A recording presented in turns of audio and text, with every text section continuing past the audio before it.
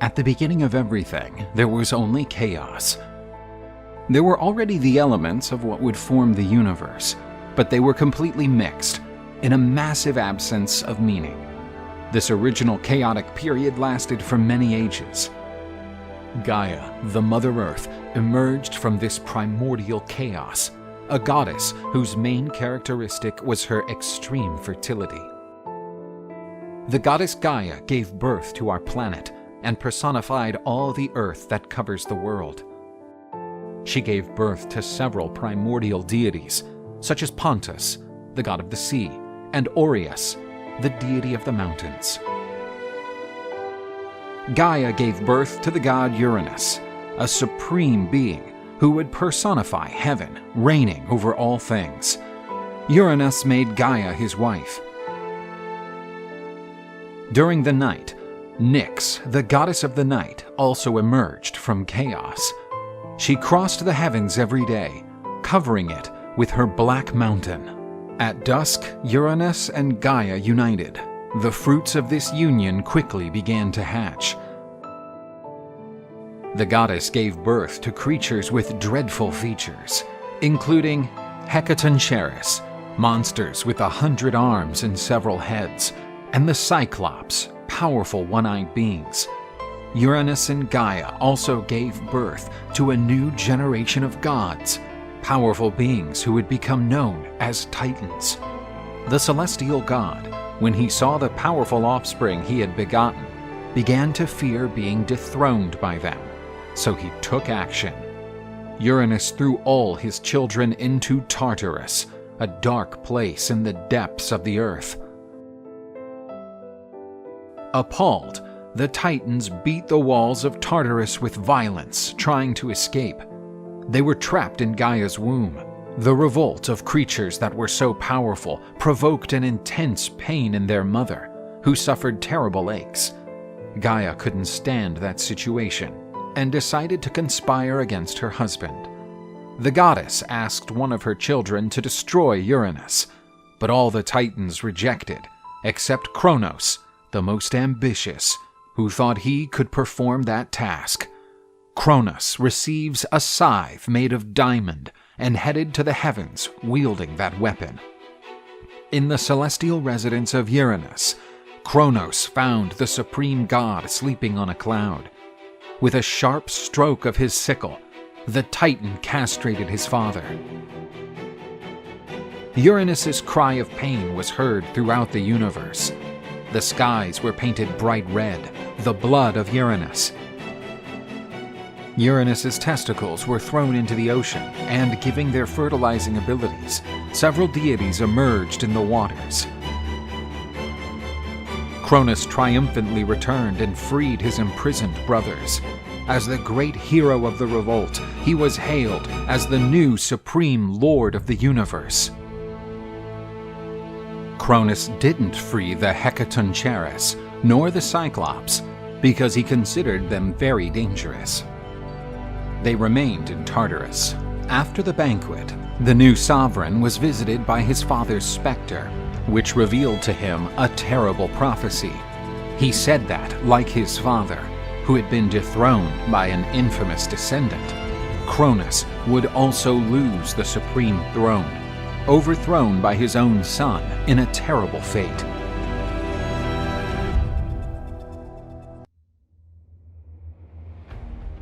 Cronus reigned supreme over the universe, after dethroning his father and liberating the Titans. Like his father, the god Uranus, Cronus began a tyrannical reign over the world. With the support of the Titans, he had no rival. But, despite having supreme power, the Titan lived tormented by the curse invoked by his father, who said that one of his sons would be responsible for his fall. Cronus was willing to do anything to prevent that outcome. The sovereign was married to Titanide Rhea, a divinity loved and adored by all. The queen of the Titans soon had her first daughter, awakening in Cronus his most monstrous side. Rhea gave birth to a new kind of divinity that seemed superior to the previous generation. The Titan asked to grab his first daughter, named Hestia, one of the most loving deities ever. But in the child's eyes, Cronus saw his terrible future. A hideous impulse caused the Titan to devour his daughter. Cronus would take the newborns from the arms of their mother, who helplessly tried to prevent the tyrant from devouring one more of her children. She begged in vain, but could not soften the hard heart of the Titan. The children were successively devoured. But Rhea promised herself she wouldn't allow that monster to devour another of her children. The queen got pregnant again, but had a plan to save her baby from her terrible husband. Rhea would hide in a cave on the island of Crete, where she intended to give birth away from Cronus. She gave birth to a beautiful child who had incredible power. Rhea felt that the women of destiny had woven a glorious future for her son, who received the name Zeus. Rhea left her son in the care of the nymphs and Corybants, who beat their shields hard to muffle the sound of the powerful cry of the divine baby. The queen wrapped a stone in a cloak and took it to her husband. Cronus was waiting for her, ready to devour another child, and received the false baby delivered by Rhea. Cronus swallowed the stone without blinking, while the queen cried on the ground. But this time, the tears were not of sadness, but of emotion in saving her son's life. On the island of Crete, Zeus was breastfed with the milk of the Amalthea goat, strengthening himself every day. Zeus was informed of all that was happening in the world by a powerful eagle, which would become his sacred bird. The god grew into a powerful deity, ready to fulfill his destiny. As an adult, Zeus was unexpectedly visited by Medusa, a wise deity, who gave him a decisive gift for his journey. Medusa revealed to Zeus the terrible fate of his brothers, imprisoned in the stomach of the Titan. But with a potion, Zeus could free the other gods. Zeus, in disguise, went to Mount Orpheus, the fortress of the Titans. There he offered the potion to Cronus, promising that the solution was a delightful delicacy. Cronus felt invincible and did not believe that anyone would dare to plan something against him, so he accepted the potion. The Titan drank all of the solution that tasted different, but Cronus quickly began to feel nauseous. The mighty Titan vomited all his children: Hestia, Hera, Demeter, Hades, and Poseidon. They were already adults and had a desire for revenge. Cronus also vomited the stone that deceived him. With his brothers at his side, Zeus led a revolt that would change the fate of the universe. After releasing his relatives from the stomach of Titan Cronus, Zeus guided his brothers to the top of Mount Olympus, the highest mountain in Greece. It was there that the headquarters of the rebel gods would be established, who would fight against the tyranny of the Titans. This rebellion gave rise to the Titanomachy, better known as the War of the Titans. On his throne on Mount Orpheus, Cronus summoned all his Titan allies to the great battle. The general of Cronus's army was the Titan Atlas, who would lead the attacks against the Olympic gods. The plains of the Thessaly region were the battlefield between the armies of the gods and the Titans. The Titans began to impose themselves on the gods because of their immense physical power. Zeus, aware of the power of the army of the Titans, went looking for reinforcements in Tartarus. He freed the strange one-eyed creatures known as Cyclops. These, in a gesture of gratitude, forged formidable weapons for the gods. Zeus received his famous and powerful lightning bolt. Poseidon was gifted a majestic trident capable of creating earthquakes and tsunamis. and Hades the helm of terror, which gave him invisibility. With the new weapons, the gods managed to face the huge titans. Cronus' army threw whole mountains against the gods. The battle between the gods and the titans lasted almost 10 years, full of intense hand-to-hand combat, and the scale seemed to tip to the side of the titans. Zeus decided to free the fearsome Hecatoncheires of Tartarus, giants with 100 arms and 50 heads. The horrendous creatures had a decisive impact on the war. The army of Titans panicked when they came across those grotesque creatures. Zeus gathered all his power to give even more energy to his most powerful lightning bolt. This struck Cronus' head, and the impact of the blow shook the universe. The Titans were subdued and punished exemplarily.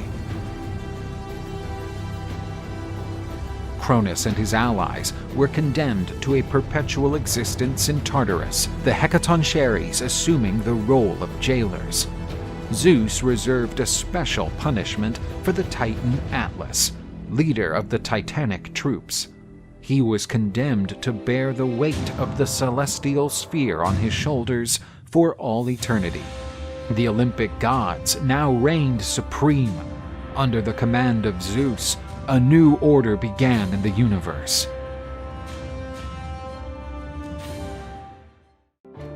One of the most powerful deities in Greek mythology is Poseidon, the god of the seas. From his throne in his underwater palace, he exercised all his power over the seven seas. Along with his brothers Zeus and Hades, he defeated Kronos and his titans during the infamous Titanomachy. The dominion of the seas was given to Poseidon.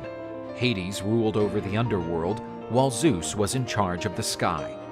Poseidon, the god of the seas, was highly mercurial. In his bouts of rage, quakes and tsunamis were generated. To venture out to the seas could be a way of life with no return. Concerned with the unsteady seas, Zeus thought he had found a solution to ease Poseidon's violent outbursts. The sea god needed a wife. The Olympian lord asked Nereus, an ancient sea deity in declension, to yield one of his beautiful daughters to marry Poseidon. He was honored to have one of his descendants reign over the seas. Once Poseidon was notified that Nereus would grant one of his daughters to marry the god, he left to meet his future wife. The Nereids, Nereus's daughter, were brought to the god of the sea so that he could choose his new wife. The Nereids were gorgeous sea nymphs, but one girl in particular caught Poseidon's attention. Her name was Amphitrite. Her black hair like the night made her stand out among the others. On seeing her, the god already knew who his new wife would be. The god sailed off confidently and with a lewd expression in his eyes to marry the beautiful sea nymph. But the innocent mermaid was repulsed by Poseidon's attempt and fled into the darkness of the ocean's depths. As a result, Poseidon searched the entire ocean for Amphitrite, to no avail. The disappointment in romance made the god even more surly. It was now Zeus who was antsy about the whole situation, and forced Doris, Amphitrite's mother, to reveal her daughter's whereabouts. Without any alternative, she revealed her daughter's location. Afraid of frightening the nymph again, Poseidon dispatched his loyal dolphin to convince the Nereid to meet with him. Amphitrite relented to the claims of such a graceful creature and decided to return and give the god of the seas a shot. The mermaid would eventually become the new queen of the seas. In anticipation for her service to Poseidon, Delphin the dolphin was fashioned into a constellation. The union of Poseidon and Amphitrite gave birth to Triton, a god half man, half fish. He would serve as Poseidon's messenger and became his heir. Zeus's scheme apparently worked. The seas became more peaceful and less dangerous. However, not even all the charm of his wife was strong enough to contain the bitter temper of the Lord of the Seas. At the beginning of time, the earth was ruled by the Titans, powerful deities who were the sons of the primordial gods. Prometheus was one of them, a deity as old as time itself, who could foresee the future. The Titan predicted the victory of the Olympic gods over the Titans during the Titanomachy, the great war between gods and Titans for supreme power. He did not oppose Zeus during the conflict, and escaped from being imprisoned in Tartarus together with the other Titans. When the conflict ended, Zeus ordered Prometheus and his brother Epimetheus to create and populate the land with the most diverse animals. The Titans had plenty of raw material, and while Epimetheus was molding every kind of creature, Prometheus coordinated the production process. Each animal was given a talent. The birds were given the ability to fly. The elephant was granted an enormous strength, and the talents were evenly distributed. Man was saved for the end. They wanted to do something special. However, after shaping man from clay, they realized that all talents had already been attributed to the other animals. Prometheus presented his work to the goddess Athena. She felt marveled by the Titan's work and decides to bless it with the divine breath. This is how humanity came to be. But Prometheus was not happy with the result. He wanted man to stand out over all animals. He was just a smarter monkey. Man lived in caves, dodging every kind of animal, subsisting on fruits that dropped on the ground, fearing and dreading darkness. Athena advises Prometheus to introduce fire to man. With the sunset, the Titan headed to Helios's carriage, which was waiting for a new dawn. Prometheus lit the torch that would be given to humanity. With fire, man started to develop rapidly. Weapons and tools were created, and man began to dominate nature. Prometheus was finally happy. He was humanity's good maker. Watching the blooming of this new creature, Zeus decreed that they would honor the gods by offering sacrifices. But Prometheus interceded on behalf of humanity, preventing his creation from being exploited.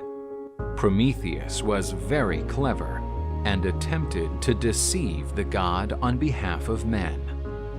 Prometheus asked for a bull to be sacrificed to the gods. The product of the sacrifice would be split into two piles. One was smaller, but contained the best meats, covered by the animal's skin. The other pile was bigger, but it only contained bones and entrails. These were wrapped in fat, which made the offering look attractive. The cunning Prometheus knew that Zeus's ambition would make him choose the bigger pile, while man would have the best part. And he was right. Realizing that he had been tricked, Zeus was furious with those who had deceived him and decided to take the fire out of the hands of humanity. Without the fire, mankind started to regress. They were again tormented by darkness and cold and could no longer cook their food. Outraged, Prometheus decided to steal the sacred fire and give it back to man. During the night, he went to Olympus and returned with the flame stolen from Hephaestus's forges. With the re-establishment of fire dominance, mankind was thriving once more. But the glowing flames attracted Zeus's attention during the night. Furious, the supreme god decided that Prometheus could not go unpunished, given his insolence. He imprisoned him on a rock in the Caucasus to endure eternal punishment for defying Zeus's decisions. But Prometheus's punishment wasn't simply life imprisonment. His torment would be terrible. Zeus decided that a dreadful bird would be responsible for devouring his liver, instigating immeasurable pain. Prometheus was an immortal titan. With that said, after being torn apart by the odious bird, his liver regenerated, just to be attacked again by the animal the next day. The Titan endured this punishment throughout many and painful years. Then, Zeus came down to earth and offered him freedom if he hid the knowledge of fire from man. As humanity's benefactor, Prometheus rejected the god's offer and decided to sacrifice himself for his creation. With that, humanity could prosper, thanks to Prometheus's martyrdom.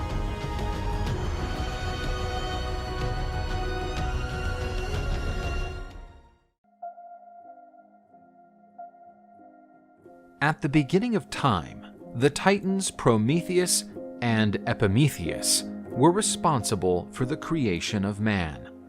To foster the development of his creation, Prometheus promised to steal the sacred fire from the gods and give it to humanity. The Titan knew that he would not go unpunished from such a crime. Sooner or later he would be punished by the gods. He also knew that the fate of his brother and humanity was in danger, and he advised him, "Epimetheus, my dear brother, my misfortune will not be enough to tackle Zeus's wrath. Regardless of what may happen, don't ever accept any gifts from the gods. With that, our creation will be safe." Epimetheus welcomed the advice with gratitude and assured him that he would not accept any gift from the gods. Just as Prometheus had predicted, Zeus devised a plan against Epimetheus and humanity. The supreme god ordered Hephaestus to nurture the first woman. The crafty god created the most graceful of creatures. She was introduced to the gods, who granted her different gifts. Aphrodite gave her an unparalleled beauty. Hermes granted her the power of the word. The Charites adorned her with clothes and jewels. Pandora turned into a magnificent creature. Zeus ordered Hermes to deliver Pandora to Epimetheus as a gift. But first, he gave her a beautiful box, saying, "Take this gift from me and give it to men, but do not open it under any circumstances." Pandora was then introduced to Epimetheus.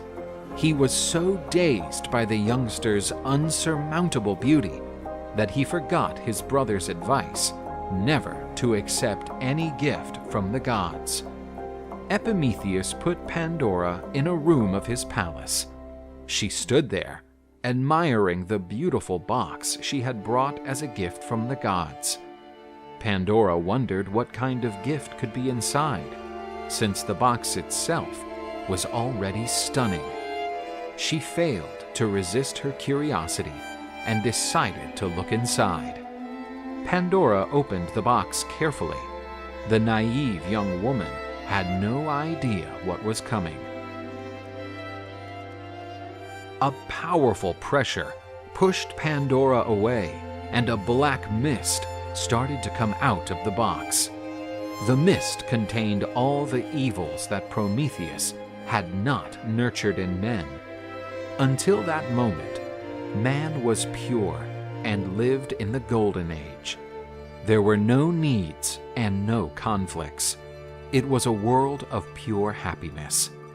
But the box liberated all sorts of evils that would plague humanity. Envy, cruelty, greed, disease, and hunger were now part of the world of men. Pandora unsuccessfully attempted to close the box. The girl noticed that every evil had come out of the box, but hope was found at the bottom. Hope gives strength to man not to give up his life when facing evils and obstacles that afflict him. With hope, Zeus managed to extend the punishment imposed on men indefinitely.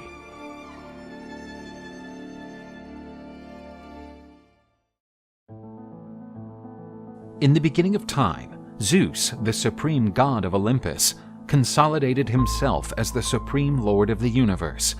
But before he had the goddess Hera as his queen, Zeus had had another wife. There was a goddess as beautiful as she was wise. Her name was Metis. She was the daughter of the Titan Ocean, who helped Zeus free his brothers from Cronus' stomach during the Titanomachy. Zeus was fascinated by the precious deity and wanted to take her as his wife, but the goddess resisted the god's approaches. Metis tried to escape from the god in every way, but Zeus was persistent. The goddess had the power of metamorphosis and could transform herself into anything. She used this power to escape Zeus. But Metis could not escape Zeus forever. The god set an ambush for the disguised goddess.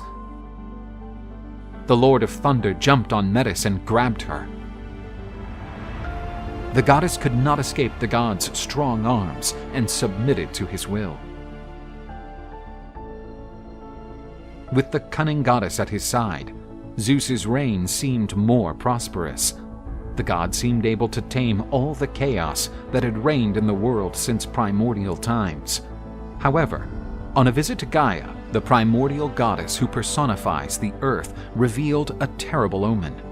Gaia told Zeus that his wife would have 2 children. The first would be a girl who would equal the strength and wisdom of her father. But the second would be a boy who would become stronger than his father and take away his power. Zeus feared having the same outcome as his father, the Titan Cronus, or his grandfather, the god Uranus. Both had been dethroned by their sons. But, inspired by his father, Zeus devised a plan to prevent the omen from coming true. Zeus asked Metis to transform herself into a drop of water so she could give him a taste of her metamorphic power. The god swallowed his wife so that she could not give birth to the being that would dethrone Zeus. After swallowing his wife, Zeus incorporated the gifts of the goddess Metis. He became a much wiser, fairer, and less impulsive god. But he didn't know that she was already pregnant. Time passed, and the powerful god began to feel headaches. He felt a horrible pain. His head seemed about to explode. Zeus asked for his head to be opened and the source of the pain to be removed. He couldn't withstand such pain. The Titan Prometheus struck the god on the head with an axe. A strong light began to emerge from the open crack in Zeus's head. A female figure surfaced on Zeus's head. From Zeus's forehead emerged the goddess Athena,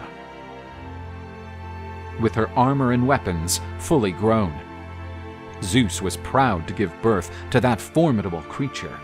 With her mother's intelligence, Athena would become the goddess of wisdom. She was also considered the goddess of defensive warfare. Therefore, confrontations against Ares, the god of war, would be inevitable.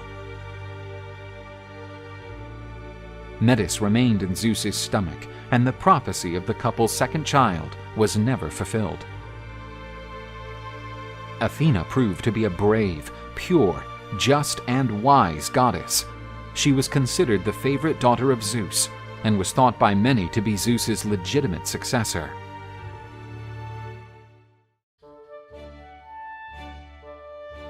The Garden of the Hesperides was considered one of the most beautiful places on Earth. It was there that the beautiful goddess Hera lived before meeting Zeus. The god of thunder fell in love with the goddess, but the goddess, knowing that Zeus had a reputation as a womanizer, rejected his approaches. But the great god didn't give up his new passion and made a plan to win her over. He took the form of a small bird known as Cuckoo and made a heavy rainfall. The goddess was sorry to see that little bird soaked and cold. To comfort and warm it, Hera tucked it close to her body. Zeus, in the shape of a bird, took advantage of that situation to unite with the goddess. After this union, Zeus and Hera decided to organize a grand wedding party where all deities were invited. Hermes was given the task of inviting all gods and minor deities to the divine wedding. The guests started to arrive, and no deity had the audacity not to attend the wedding of the god of the universe. Only the nymph Calliope, known for her laziness, had not arrived. As Hermes was responsible for delivering the invitations, he feared being held responsible for the guests' absence. So the god tried to gauge what had happened. The god arrived at the nymph's house and searched for her. Hermes found the nymph asleep and wanted to know why she wasn't at the party. The nymph answered that she was about to leave home and that he didn't need to worry. The god, feeling more at ease, returned quickly to the party. Calliope decided to sleep only 5 more minutes. Much later, she woke up and headed sluggishly to the party, one step slower than the other. Her laziness was colossal. At that moment, she preferred to be in bed. Halfway there, she began to meet the guests who were already returning from the party.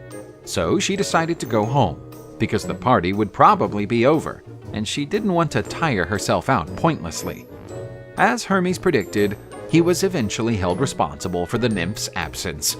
Zeus and Hera did not believe Calliope could commit such an act of disrespect. Enraged by being found guilty, Hermes again decided to visit Calliope.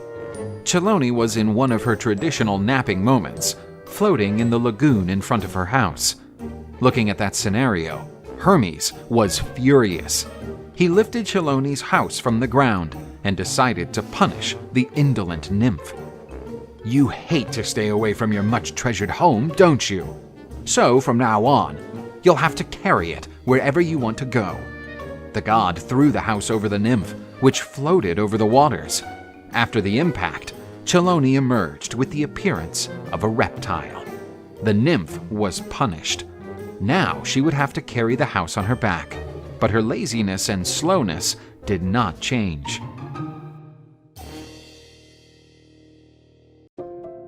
Hera, the queen of the Olympian gods, was finally pregnant with Zeus's child. Feeling excited, the goddess imagined how beautiful her son would be. Her expectations were enormous, as he would be the son of the king and queen of heaven. However, the child was not what she imagined. Upon seeing her son for the first time, she was horrified.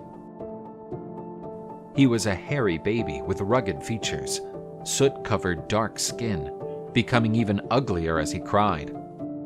The mad goddess said that he was not her son and threw him into the ocean from the top of Olympus. The little god crashed violently into the ocean waters, but survived. However, he was crippled and limped for the rest of his life. Hephaestus was rescued by the ocean-side Thetis, who quickly became attached to the child, unlike the goddess Hera. Thetis took him to the island of Lemnos, where he grew up playing with volcanoes. From childhood, Hephaestus developed an unparalleled skill in the art of metallurgy. Using the heat of the volcanoes, he created the most powerful weapons and the most beautiful jewelry. The god came of age and decided to return to Olympus. He had produced a beautiful golden throne for his true mother, the goddess Hera. Upon seeing her strange son return, Hera felt chills run down her spine. But upon seeing the throne he brought with him, she quickly forgot her discomfort.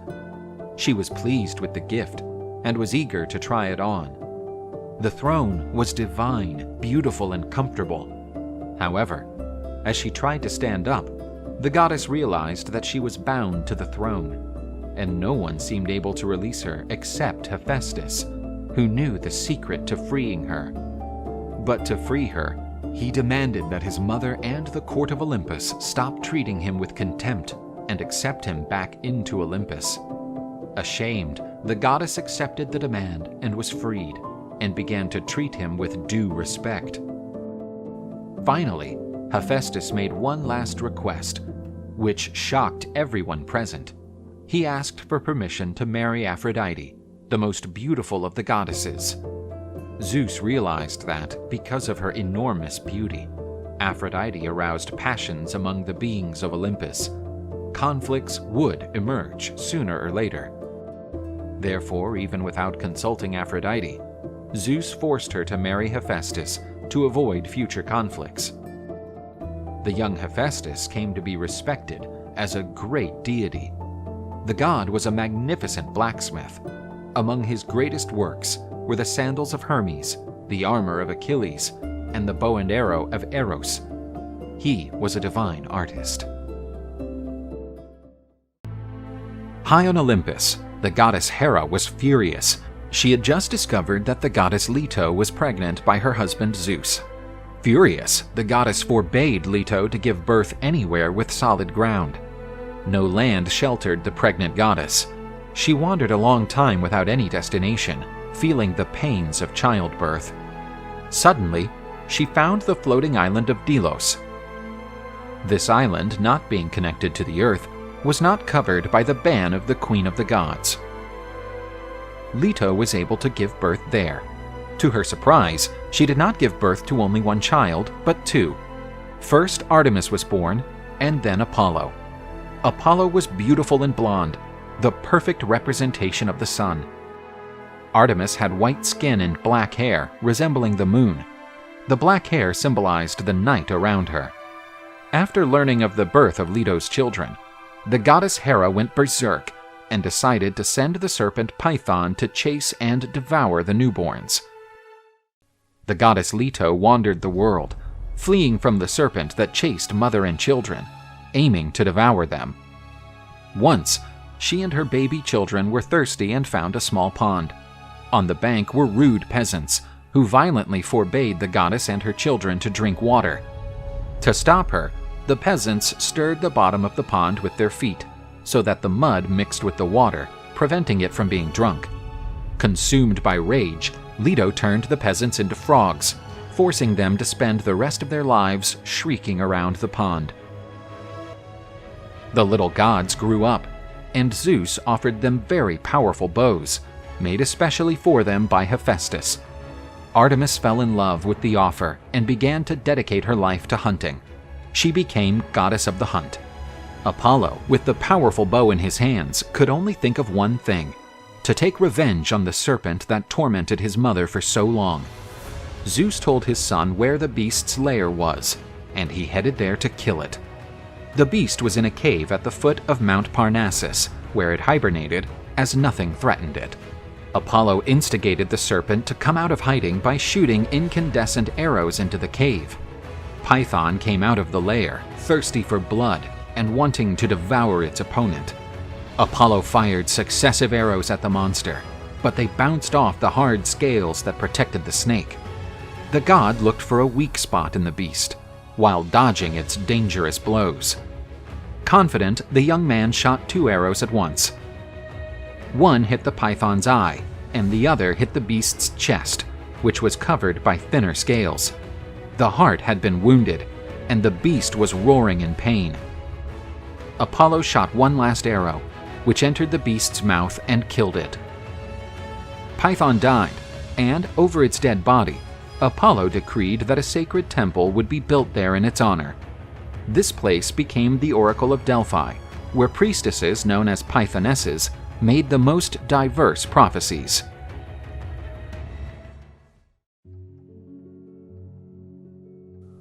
In ancient Greece, there was a region that is now known as Attica.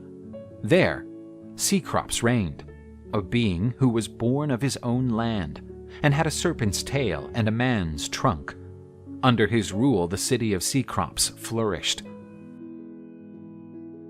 This city was surrounded by the seas. Fishing was essential in this society, as much of the people's food was taken from the sea. Due to its dependence on the sea, the cult of Poseidon was strong in the region. The god of the seas wanted a city that would glorify him, and for this reason, he went to Cecropia. People of Cecropia, consecrate this city to the Lord of the Seas, and you will have the ocean as your backyard. Your people will overtake all others while you are on the seas. Change the name of the city to Poseidonia, and you will receive my blessings." The god hit the ground with his trident, and a fountain of salt water began to gush forth. "This is my gift to you. Before you leave for the sea, kneel before the fountain, and it will tell you if it is safe to sail." Suddenly, a strong flash interrupted Poseidon. In the middle of the light, there was the silhouette of a female figure. It was Athena, goddess of wisdom and strategic warfare. The goddess also wanted to be the patroness of the city. The goddess addressed the crowd, who were already surprised by Poseidon's visit, and who now felt perplexed before such a majestic deity. "Citizens of Attica, if you choose me as the protector of the city, beauty and wisdom will bear fruit in that city. The arts and sciences will develop like nowhere else in the world." The goddess struck her spear to the ground, and a beautiful olive tree was born in the hole. "This is my gift. I know how arid the earth is around you, but the fruits of this plant may be your food. Besides, you can use its oil to ward off the darkness and warm your homes." The people were amazed at the gift. Cecrops, fearing to infuriate the eventually overlooked god, thought that the population of the city should decide what god to honor. The men lived from the sea, and all of them voted for Poseidon. The women, on the other hand, who lived from the land, thought that the gifts of Athena were superior. Since there were more women than men in the city, Athena won. Poseidon was furious and did not accept the decision of the crowd. "There is only one honorable way to decide. Grab your weapons and fight me." Poseidon was one of the most powerful gods. He believed Athena was no match for him. But the brave goddess had no fear and prepared for the clash. The battle between the gods began, and they measured forces. The dispute was interrupted by a bolt of Zeus. "This dispute will be discussed at the Council of the Gods of Olympus, where the fate of the city will be decided." On Mount Olympus, the gods met to settle the dispute between Athena and Poseidon. Zeus was the head of the meeting and allowed the other gods to decide on the subject. All the male gods voted for Poseidon, and all the goddesses voted for Athena. As chairman of the board, Zeus abstained, and Athena was the winner by only one vote of difference. And so the ancient city of Cecropia came to be known as Athens. In honor of the goddess, a beautiful temple was built on top of the Acropolis in her honor. However, Poseidon's fury made life difficult for the Athenians. They were no longer welcome at sea. The concerned population went to the Oracle of Delphi. The Pythia told them that Poseidon's fury would only be diminished if Athena's women were punished. To reconcile with the god, all the Athenian women lost the right to vote. To seal the peace between Athena and Poseidon, a beautiful temple was built in honor of the god at Cape Sunion. The god was magnanimous and forgave the people of Athena, allowing the city to keep the gift given by the god. Thus, in Greece, a city emerged that would stand out from the rest. It took thousands of years for Athenian women to recover their right to vote. The seawater surrounding the island of Cyprus was getting milder, seemingly ready for the beautiful scene about to happen. From the waters, the one to be deemed the most beautiful of all goddesses started to emerge. Aphrodite, the goddess of beauty and love, daughter of Uranus, the god who had once reigned over the world, materialized upon a shell. After arriving at Mount Olympus, she was under the spotlight. The gods were delighted with the new arrival, who brightened the splendid abode of the gods even more.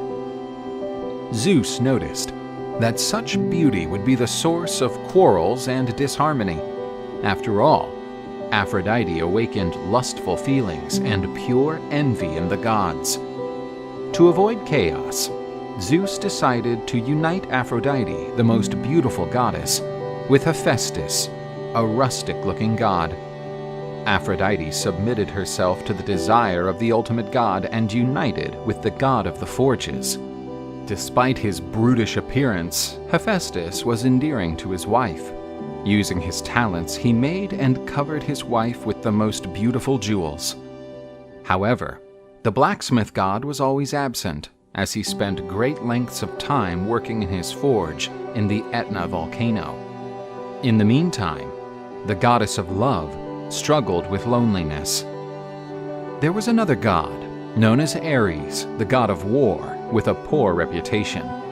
His unrestrained bursts of violence and thirst for blood turned him into a much feared individual by mortals, while also being repudiated by the gods. Even Zeus, his father, had no sympathy for the god of war.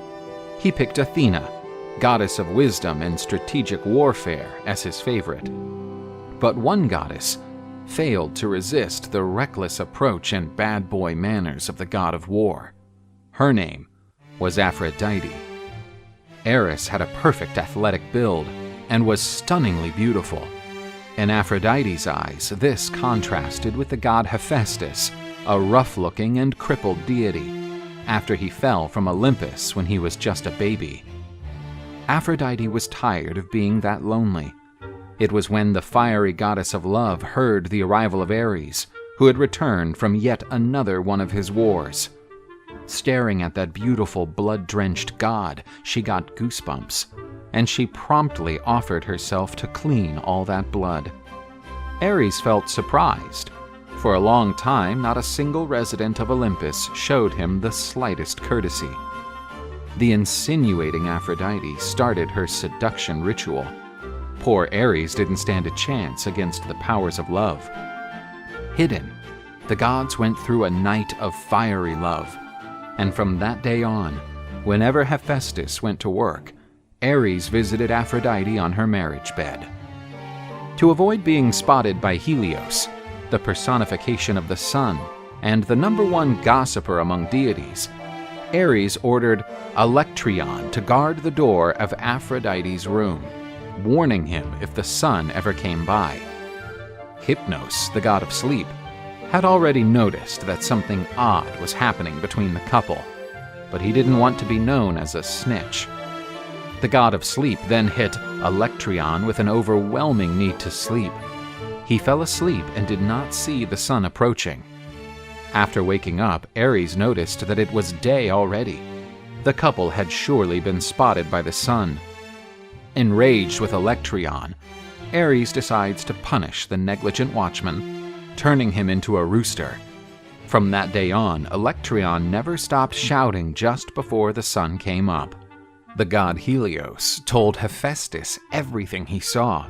He refused to believe in his wife's betrayal, but decided to set a trap just in case. "My beloved wife, I have a major job to do, and I will be gone for a week." As soon as Hephaestus went on his way, Ares jumped to the wife's bed. But this time, the adulterous couple would not get away with it. The god of forges had weaved a net so fine that it looked invisible, having put it on the bed. Right when the gods were doing it, the net fell on the couple, imprisoning them. The cuckold god called the other deities to witness the shameful scene. "Look at these traitors, caught in such a disgraceful situation. They can never leave my powerful net. They will remain imprisoned as punishment." Hermes looked at Apollo and said, "Apparently, Ares decided to devote himself to a different sort of battle, a more hand-to-hand thing, so to speak. Of all the punishments ever devised by the gods, being united with Aphrodite certainly must be unbearable. Poor Ares." All the gods started to laugh. Ashamed and humiliated, Hephaestus decided to repudiate his wife.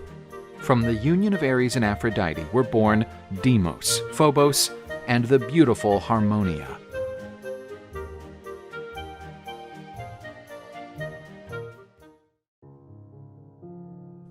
The Greek world was full of musicians and poets who sang the deeds of gods and heroes, but none of them could compare to Orpheus.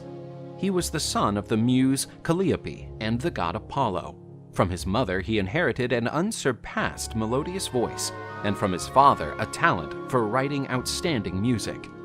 When he played his lyre offered by Apollo, the animals would calm down and stop to listen to him, and even the plants would swing to the music's rhythm. But Orpheus was not only a virtuous artist, he was also endowed with great courage. The young man was part of the Jason crew in his quest for the Golden Fleece. Thanks to Orpheus, the Argonauts escaped the seductive siren song, since the hero managed to muffle the deadly melody of sea creatures with his own music. After returning from the adventure, Orpheus met the beautiful Eurydice, falling in love. Eurydice was the biggest fan of Orpheus's songs. The young lady's passion for the songs often made him jealous of his own compositions. During the couple's marriage, dark omens pointed to a turbulent future. But nevertheless, the couple decided to live out their days as best they could. One day, while Eurydice was walking through the fields, she was spotted by Aristaeus, the beekeeper. The young woman ran away from the man who wanted to rape her, but she encountered her sad fate. In her escape through the grass, the unfortunate girl was stung by a snake. Eurydice failed to take many steps and fell to the ground. Upon hearing the news, Orpheus ran to meet his beloved. The young woman died in the arms of her lover before departing for the kingdom of Hades. With her beloved's body in his arms and making use of his powerful voice, Orpheus cried out the saddest lamentation of all.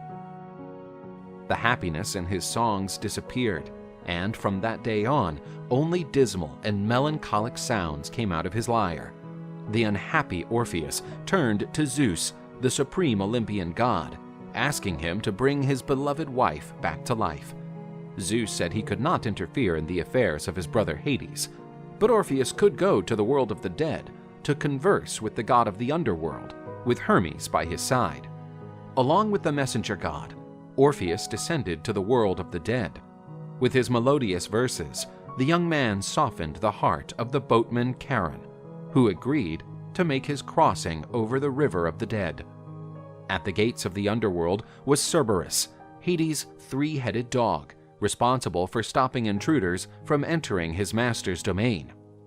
Orpheus played his lyre and sang him a quiet song that made the dog fall asleep. Hades and his wife Persephone were surprised by Orpheus's presence in their domains.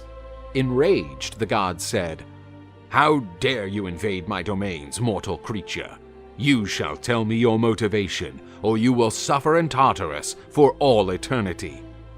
"I'm begging you to allow me to return to the world of the living with my beloved Eurydice." Orpheus sang a sad song, and the boy's pain was tremendously felt by all. While Orpheus played his lyre, the world of the dead stopped to listen to him. Sisyphus stopped rolling his stone, and for a moment, the Furies forgot to punish sinners and thieves. Everyone was stunned by Orpheus. Hades was moved by Orpheus's music to the point of shedding an iron tear. Queen Persephone interceded for Orpheus, and Hades asked for Eurydice to be brought to their presence. The couple's reunion moved everyone. That's when Hades spoke. "You two are free to go, but you must go ahead, and Eurydice will go right behind you, and under no circumstances can you look back. Otherwise, you will lose her again." A dark path emerged from the underground to the surface, and the couple set out for the world of the living. Orpheus walked all the way back feeling concerned, because he was not sure if Eurydice could keep up with him. When he was almost at the end of the tunnel, and the sunlight was already hitting his eyes, Orpheus couldn't contain himself and looked back to make sure his beloved was there. But at that very same instant, Eurydice was pulled back into the world of the dead. Orpheus still attempted to hold his beloved's hand, but it was too late. Orpheus was desperate and wanted to return to the underworld, but Hermes stopped him. The desolate Orpheus sank into a terrible depression, and his music never rejoiced again. Sometime later, he was found by a group of Bacchantes, the Dionysus's priestesses, who wished to sleep with the young man. but he could only play and sing his sad songs. Enraged, the Bacchantes threw stones at Orpheus, but the power of his music dodged them. The Bacchantes decided to muffle the music with bells, screams, and drums. No longer protected by the music, Orpheus was killed and pierced by the Bacchantes. His remains, along with his lyre, were thrown into the river. The dismayed Muses picked his divine lyre and honored him by turning it into a constellation. Despite his sad end, Orpheus's spirit was free to meet his beloved Eurydice in the Champs-Élysées. In the distant kingdom of Phrygia, the god Dionysus could not find Silenus, his faithful drinking companion. He was also the god's master and foster parent. Silenus was considered a sage who delivered his best lessons when drunk while acquiring the power of prophecy. The wise old man was found passed out by peasants in the forest after suffering an alcoholic coma. They took him to King Midas, who recognized and welcomed him immediately with full hospitality. There were days of drinking and feasting in honor of the illustrious guest. The god Dionysus was pleased to find his old companion so well treated by his host. He greeted King Midas and, as a sign of gratitude for the good deed, decreed to fulfill any of Midas's wishes. The ambitious Midas did not reflect deeply on the matter and quickly chose his wish. "I want everything I touch to turn into gold." "Are you sure?" "Yes, of course. I will be the richest man who ever lived." Dionysus fulfilled his wish, but felt sorry for Midas that he didn't make a better choice.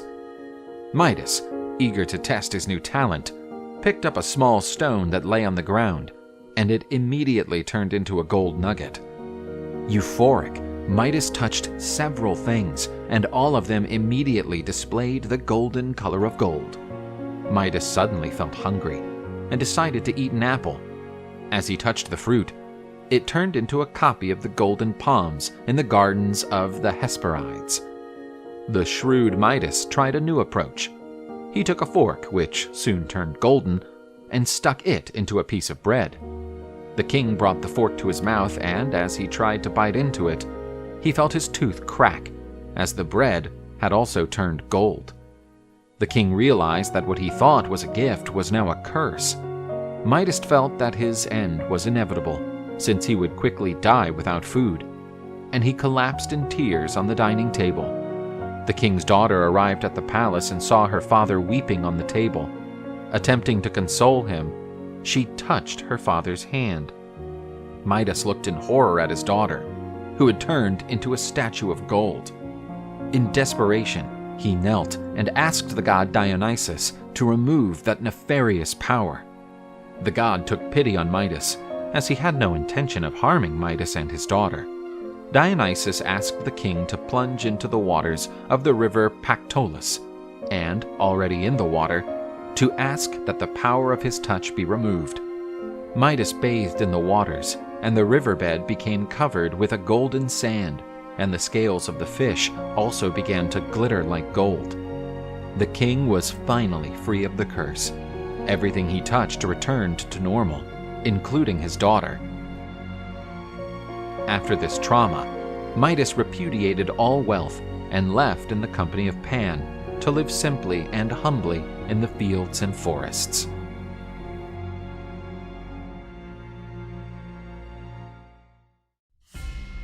Gaia, the Earth Mother, still felt a lot of resentment against the Olympian gods, as they had imprisoned the Titans in Tartarus. The Earth Mother generated a powerful offspring from the blood spilled by Uranus after his castration. These extremely strong beings became known as the Giants. They constituted an army of 24 giants, whose sole purpose was to dethrone the gods of Mount Olympus. The Olympian gods banded together to face these formidable enemies. They fought to defend the new cosmic order and prevent the world from returning to chaos.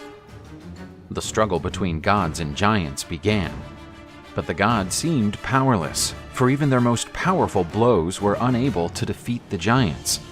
The goddess Hera prophesied that there would be only one way to defeat the giants. To her dismay, the prophecy said that the gods could only win with the help of a powerful mortal dressed in lion skin. There was only one man on earth who fit that description. His name was Hercules. Zeus ordered Athena to look for Hercules so that he could join the Olympian gods. The mighty giants continued to be unbeatable if they were in contact with the land where they had been born, near Thrace, and they began to pile up great stones, trying to reach the heavenly abode. But while the giants were concentrating on defending their building, they were surprised by a terrifying roar. They fled without looking back, but they didn't know that it was only the howls of Silenus's donkey, who was bringing his pupil Dionysus to join the battle. With the reckless courage that only a totally inebriated individual has, Silenus chased after the giants mounted on his distinguished animal. He felt like a paladin on a white horse. Realizing they had been tricked, the giants reorganized and returned to the fight. But the time gained by Silenus was crucial for the arrival of the hero Hercules. Hercules shot down a giant with one of his arrows, but as it fell to the ground, the earth gave the giant new life. The gods realized that they would have to lure the giants out of their homeland, for only then could they defeat them. The mighty Hercules gave a giant a bear hug and took him to another territory, where he exterminated him with his club. The giant Porphyrion tried to attack the goddess Hera, but was hit by an arrow from Eros. Despite his injury, the giant continued his attack, but now with purely lustful desires. Jealous, Zeus struck the creature with one of his most powerful thunderbolts. Meanwhile, the god Ares fought bravely against the giants, but ended up on his knees. However, he was saved by Apollo and Hercules, who, with their bows, shot down another giant. The gods weakened the giants, preparing them for Hercules to deliver the final blow, and the giants fell one after the other. Dionysus brought down the giants with Tharsis blows, while Hecate immolated them with her torches. Athena threw a huge rock at the giant Enceladus, who tried to flee across the sea. This huge rock became the island of Sicily in the Italian peninsula. Hades also participated in the battle, using his fork, and lent Hermes the helmet of invisibility. The latter, now invisible, ran at high speed through the giants, striking blows with his caduceus. Finally, Zeus paraded triumphantly in his chariot over the corpses of the fallen giants, having at his side Nike, the goddess of victory. The warrior Hercules received great tributes. Without him, the giants would have thrown the universe back into chaos. Within the Phoenician kingdom of Tyre, there was a beautiful princess. Her name was Europa. She was the child of King Agenor, a descendant of the highest Egyptian nobility. The king bestowed upon his beautiful daughter a majestic dress. It used to belong to her mother, the nymph Libya, who received it as a gift from her lover Poseidon. The young girl glowed with splendor as she wore the dress made by the gods, so much so that her beauty attracted the attention of Zeus on Olympus. During the night, the princess experienced a strange dream. Two divine women were fighting. One had Eastern features, the other looked Western. The winner would get the ownership of Europa. The West-looking woman came out the winner. She addressed the young Europa and said that one day she would be whisked away to a distant land, where she would be delivered to Zeus. Europa awoke frightened, although wondering if what had happened was just a nightmare or a legitimate prophecy. In the morning, the princess went for a walk by the sea with her friends, unaware that Zeus, brimming with lust, was watching them. Zeus converted into a beautiful white bull and decided to approach the girls. They quickly noticed the superb animal and approached him. The white bull seemed gentle and exuded a sweet aroma. Europa and her friends began to caress its soft hide and marveled at such a beautiful bull.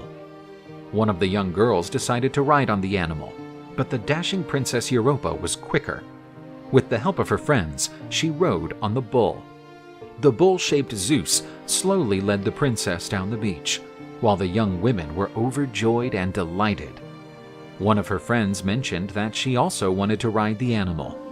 Zeus hastened his step towards the sea waters. The bull and the young girl walked into the water. The animal swam splendidly and appeared to surf the waves. Europa was elated by the experience, but suddenly realized that the bull was leading her into the open sea. Frightened, she grabbed onto the animal, fearing she would drown. They both sailed through the blue sea for a long time. It was nightfall, and finally the bull led the young girl to dry land and then left her. The young girl was afraid, as she did not know her whereabouts. Europa was hopelessly considering taking her own life. Then, the beautiful woman she had met in her dream appeared. She was the goddess Aphrodite, who said that during the princess's dream, she had earned the right to the presence of such a beautiful young woman in the West. The girl just wanted to know why she was there. The goddess of love told her that she had been kidnapped by a bovine Zeus. She didn't have to worry, for he would devote much love to the princess and planned great honors for her future offspring. Zeus then appeared and introduced himself to the young woman. He said that they were in Crete, the land where the great god had been born. However, from that day on, the island would belong to Europa's descendants with the god. Rhadamanthus and Minos, the future legendary king of Crete, were born from the union of Zeus and Europa. Europa became immortalized, as now all the lands of that distant region would be known by her name. Minos was sovereignly reigning over the island of Crete, a descendant of a rather distinguished lineage. He was the son of the princess Europa with Zeus, the lord of Olympus. The god turned himself into a white bull and succeeded in kidnapping the maiden and taking her to the island of Crete. The couple had 3 sons, Minos, Rhadamanthus, and Sarpedon, who would inherit the island of Crete. Minos succeeded in overruling his brothers and took the crown of the island of Crete for himself alone. The island was situated on a strategic route in the Mediterranean, which yielded great profits for the kingdom from trade with various nations. King Minos used his vast accumulated wealth to build the great palace of Knossos. To build his splendid palace, he got help from a brilliant Athenian architect and inventor known as Tantalus. Notwithstanding his kingdom's tremendous development during his reign, Minos was still a disputed king. To solidify his power, Minos asked the gods for help. The king requested the god Poseidon to send him a bull for sacrifice in honor of the god of the seas, to show that the gods were on his side. Poseidon granted the king's request and raised from the sea a magnificent white bull, as beautiful as the one Zeus had transformed himself into to abduct Europa. Minos was astonished by the animal's size and decided to stop it from being sacrificed by adding it to his herd as a breeding bull, thus establishing a breed of superior cattle. The king chose to sacrifice an ordinary bull from his herd instead of the one that Poseidon offered him. This angered the god of the seas, who had granted that animal to be sacrificed for his own glory. Poseidon could not allow such disregard for the gods to go unpunished. The god made the bull he had gifted become an angry and indomitable animal.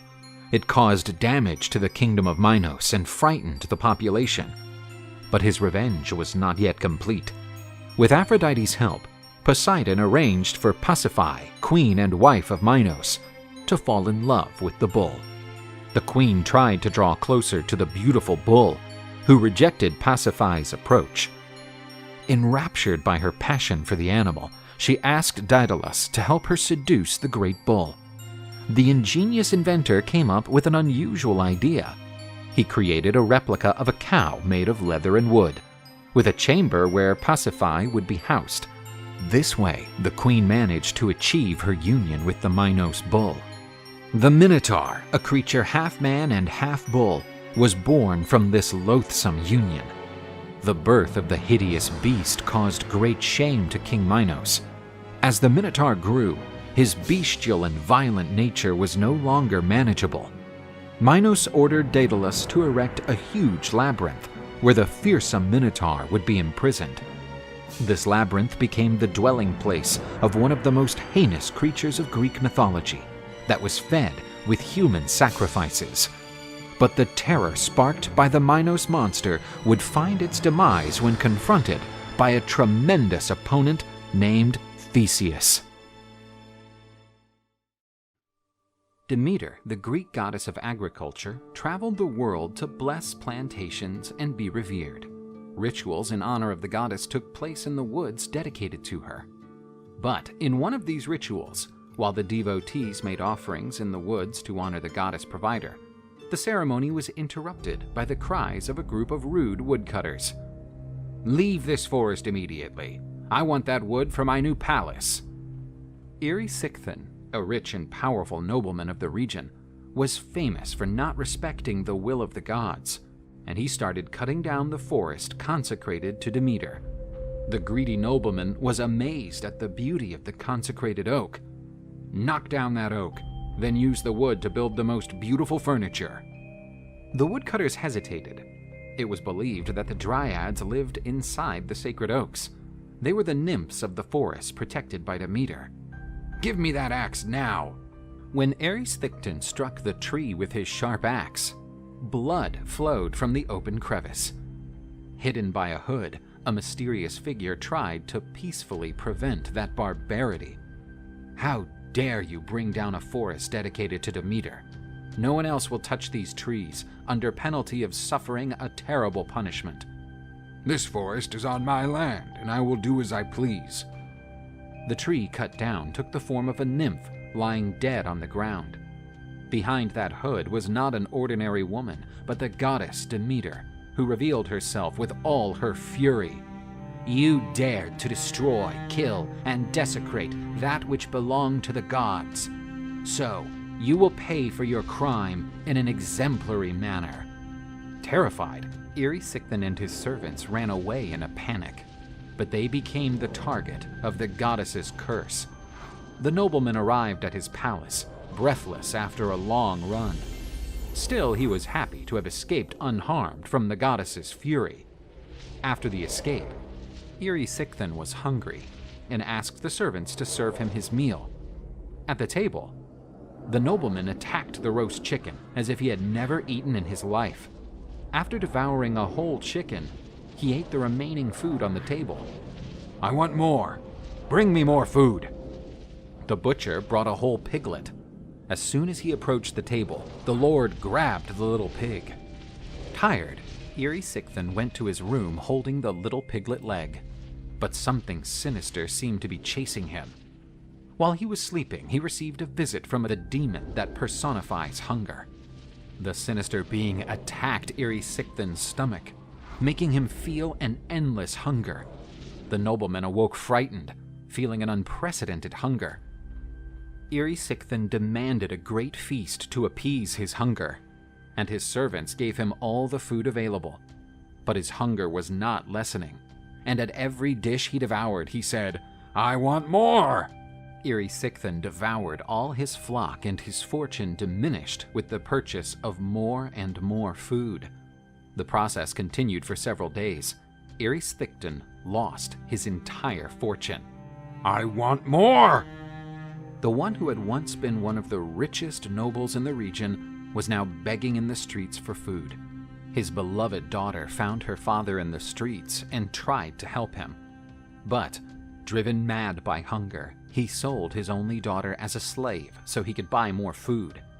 In captivity, Erysichthon's daughter prayed to Poseidon to get away. The god turned the young woman into a donkey, and in disguise, she managed to escape. The daughter met her poor father again, ruined and hungry.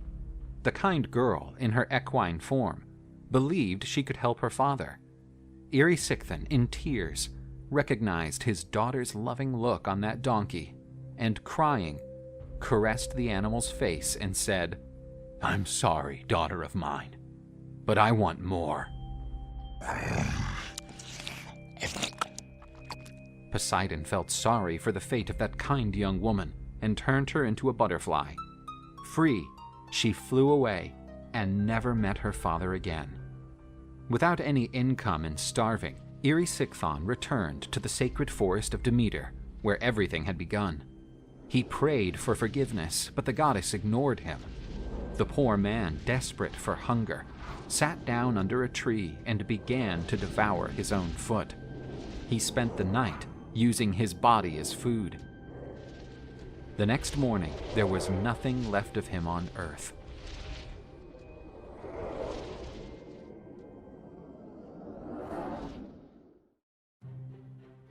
In early times, Zeus led the victory of the Olympian gods against the Titans during the Titanomachy, the war between gods and Titans for control of the universe. Zeus became the supreme god, reigning over the world on his throne in Mount Olympus. When the god raised his arm, exposing his powerful bolts, the other gods bowed as a sign of respect. No god had as much authority as Zeus. Only the goddess Hera, Zeus's wife, was as respected as her husband, but not even the goddess could go against the supreme god when he was stubborn. Zeus, although he loved his wife, was not faithful to her, and he lived extramarital relationships. For this reason, Hera and Zeus fight constantly due to the latter's infidelity. Tired of being humiliated by her husband, the goddess started plotting against the Lord of Olympus. The other Olympian gods were also sick and tired of Zeus's arrogance and egotism. He ordered and ruled the world according to his will. Under Hera's leadership, they decided to come up with a coup against their sovereign. The gods entered the room where Zeus slept in a glorious crib. Poseidon and Apollo grabbed the god's arms and chained him to his bed, making use of powerful gold chains made by Hephaestus. By the time Zeus noticed what was happening, he was already immobilized. Consumed by anger, the god uttered the most terrible threats, but the other gods paid no mind to him. They were more interested in who would occupy the supreme throne. The goddess Hera, queen of Olympus and leader of the uprising, considered herself to be the obvious choice to occupy her husband's throne. But the throne had other suitors. Athena thought herself the most knowledgeable and dignified. In turn, Apollo believed that only the sun god could bring light to this new cycle, while Poseidon claimed to be the most powerful. Hestia was the only one who did not run for the position.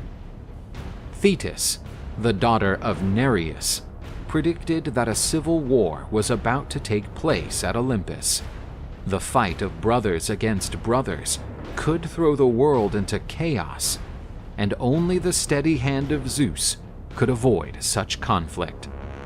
Thetis met powerful Briareus, the greatest of the Hecatoncheires, a massive creature with 100 arms and 50 heads. Briareus's loyalty to Zeus was unbreakable, and he went to Olympus. The gods were paralyzed in front of such a creature. The Hecatoncheire broke the chains that imprisoned Zeus. The supreme god unleashed a mighty thunder sound, trembling the whole universe. The gods who participated in the coup laid down their weapons as a sign of submission. This tackled part of the gods' fury. Hera was punished for leading the rebellion against Zeus. The goddess was chained and hung in the sky. She remained in that position until she took a solemn oath, promising she would never rebel against her husband again. Zeus had a special punishment for Apollo and Poseidon. The gods had to serve the Trojan king Laomedon and help in the construction of the impenetrable Trojan walls.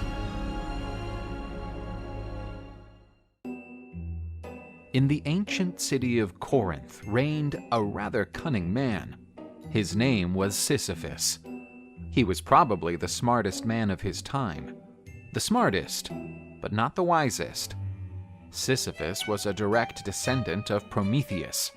This deity had the boldness to stick his nose into the matters of Zeus and paid a high price for the intromission.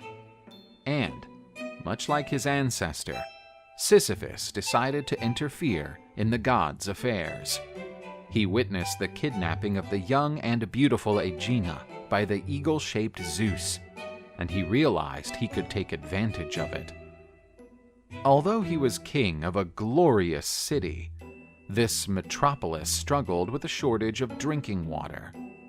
Young Aegina was the daughter of Asopus, a river god, who was deeply saddened by the disappearance of his daughter. Sisyphus went to Asopus and declared, "I know where your daughter is, but this information comes at a price. In return, I want you to create a spring of water to supply my kingdom." Asopus accepted Sisyphus's offer and created a spring of the purest mineral water. Sisyphus revealed to him what he knew, and Asopus went after his daughter. King Sisyphus was pleased. This new spring would be a source of abundance and even more prestige to his city. Zeus, the supreme lord of Olympus, was enraged by Sisyphus's revelation and ordered Thanatos, also known as Death, to find him and take his life. Some time passed before Sisyphus was surprised by seeing Thanatos in his palace, but an idea quickly sprung up in his cunning and mischievous mind. He went to Death and said, "So, it seems my time has come. I did not expect to die so young. However, I am much surprised by your splendor. Indeed, you are such a magnificent deity. You shall know that of the many gods I have known, few carry such a remarkable and elegant figure. And before I leave, I would like to present you with some ornaments that will make your presence even more dazzling. After all, these jewels will no longer be of use to me." Thanatos felt flattered with such a torrential stream of compliments and decided to accept the gifts. Sisyphus put a pair of silver bracelets and a necklace on Thanatos. However, those were shackles and a collar. The Corinthian king did what appeared impossible until that point. He managed to cheat Death, and Thanatos became his prisoner. Time passed, and no one died anymore. The kingdom of Hades was no longer receiving any new subjects. On the banks of the river Acheron, Charon had no more passengers to cross the waters. The wars set by the god Ares were no longer a source of pleasure for him, as nobody died. The enraged Ares traveled to Corinth. He knocked down the palace door and broke the chains that imprisoned Thanatos. Free, the god of the dead was absolutely sure of his first target, and started to search for King Sisyphus to complete the mission Zeus had handed him. But Sisyphus was expecting that.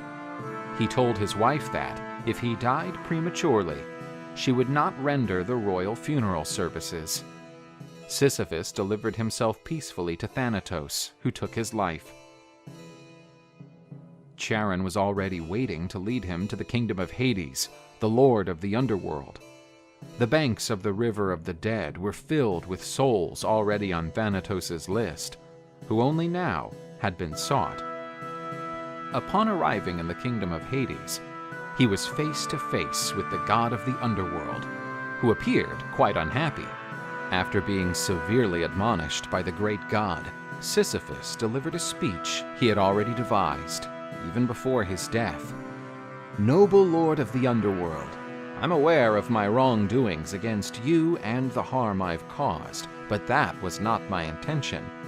If I had known that I would harm the great god of the world of the dead, I never would have done so. Aware that I am in debt to you, I have a plea to make. My obnoxious wife refused to perform the proper funeral rites for a king, who was so dear to his people. That abominable woman tossed me out, as if I were nothing but a dog carcass. I therefore beg you to let me return to the world of the living for only one day, so that I may take revenge on my wife and set up a proper funeral, which would honor the kingdom of the dead. You have my permission to visit in the world of the living for only one day. However, by nightfall you shall return to my domains." Sisyphus gave his word that he would return promptly. Sisyphus returned to Corinth. There he met his wife and fled with her. Once again, he had cheated death. Now concealed, Sisyphus lived a long life and reached an old age, until he encountered his inevitable end. And encountering Thanatos once more, his cleverness would no longer help him. Upon returning to the underworld, Hades sent him to Tartarus, where he received an appalling torment. Sisyphus was forced to roll a heavy boulder from a plain to a mountaintop, but every time he got close to the summit, the boulder became horrendously heavy and rolled back to the starting point. Then Sisyphus was condemned to restart his work for all eternity.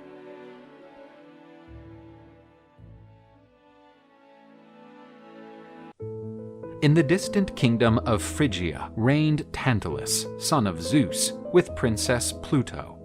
Due to his noble lineage, he had privileges at Olympus, sharing the table with the gods at the banquets. In his privileged position, he could hear the conversations and plots of the gods. Although he was entitled to all the hospitality of the gods when visiting Olympus, he did not respect his hosts. After leaving Olympus, Tantalus spread the secrets of the gods, which he listened to during the banquets. In another episode, he stole some nectar and ambrosia from the gods' table, food that conferred immortality and therefore was restricted to the gods.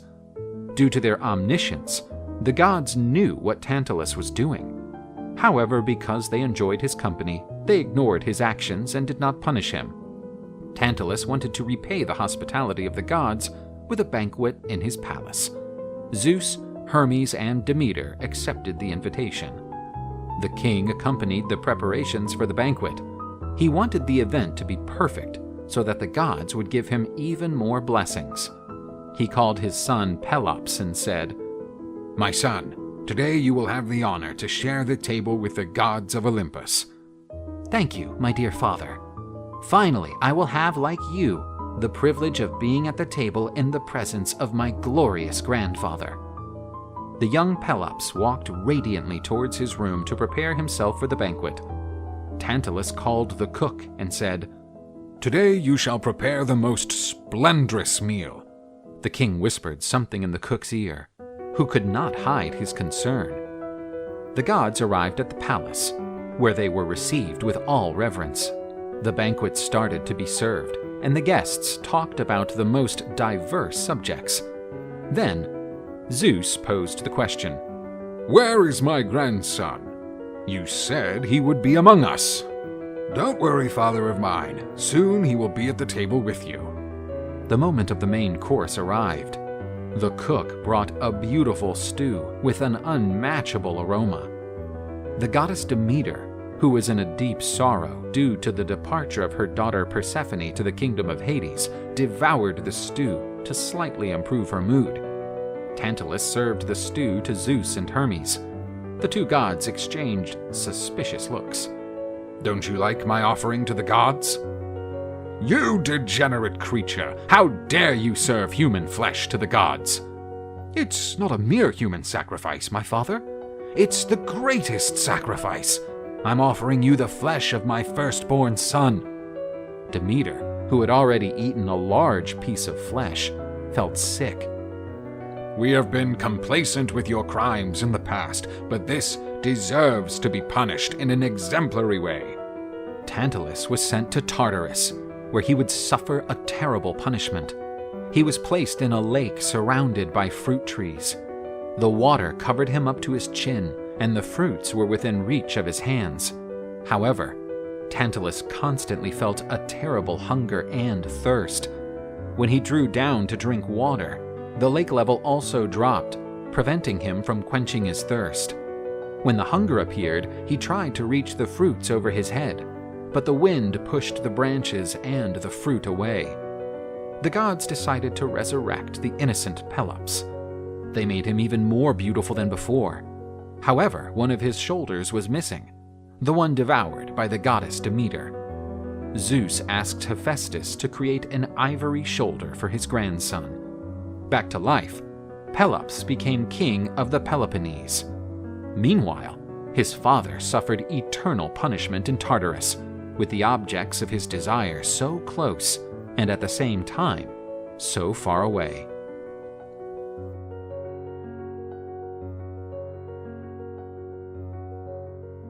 King Ixion of Thessaly was a nefarious man who ruled his kingdom with an iron fist. In Thessaly, the best horses in Greece were bred, and only the best resided in the king's stud farm. The king fell in love with the beautiful Dia, daughter of Ionius, a nobleman of the region. Ixion promised Ionius that he would give him some of his famous horses in exchange for the hand of the beautiful young woman. However, after marrying Dia, Ixion didn't fulfill his part of the agreement, which outraged the now father-in-law. He decided to take justice into his own hands and stole Ixion's horses. Ixion was furious and came up with a plan to get revenge on his father-in-law. Ionius was invited to a meeting with Ixion in his palace on the pretext of making peace. Ixion received his father-in-law cordially, but the king had a plan against his wife's father. King invited Ionius to visit a new division of his palace. This one had a moat, and when the visitor stretched his neck to see what was inside it, he was pushed by his son-in-law. Ionius fell into the ditch that was full of embers. The guest was consumed by the flames and cried out in pain to Ixion's satisfaction. And, before he was devoured by the flames, Ionius saw his daughter's charred body beside him. But Ixion's sins would not be forgiven.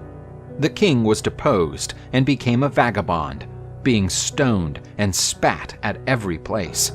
After years of suffering, Ixion seemed to repent and asked the gods for forgiveness.